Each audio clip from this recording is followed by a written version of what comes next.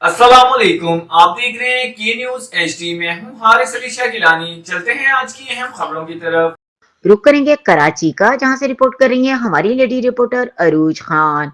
Sindh high court bar ایسوسی ایشن کے وکلاء کے وفد کے وزیر اعلی ہاؤس آمد۔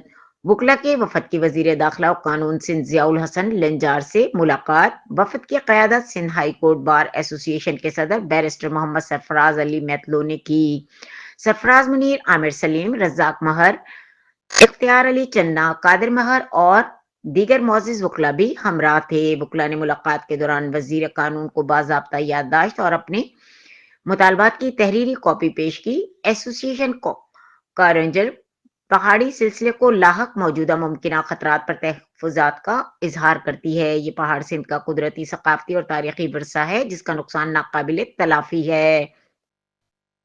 بار ایسوسی ایشن کی یادداشت حکومت سندھ سے مطالبہ ہے کہ کارنجر پہاڑی کے سلسلے تحفظ، بقا اور دیکھ بھال کے لیے فوری ٹھوس اقدامات کیے جائیں۔ بار ایسوسی ایشن کی یادداشت: حکومت سندھ اور پاکستان پیپلز پارٹی ہمیشہ کی طرح صوبے کے قدرتی، ثقافتی اور تاریخی ورثے کے تحفظ کے لیے پرعزم ہے۔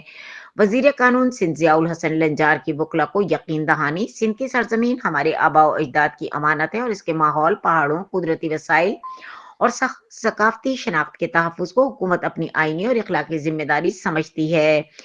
ضیاء الحسن لنجار وزیر قانون سندھ سمیت سندھ کے تمام تاریخی اور ماحولیاتی مقامات کے تحفظ کے لیے ضروری قانونی، انتظامی اور عملی اقدامات کیے جائیں گے۔ وزیر قانون ضیاء الحسن لنجار نے یقین دہانی کرائی کہ وکلاء برادری کے سفارشات کو سنجیدگی سے زیر غور لایا جائے گا۔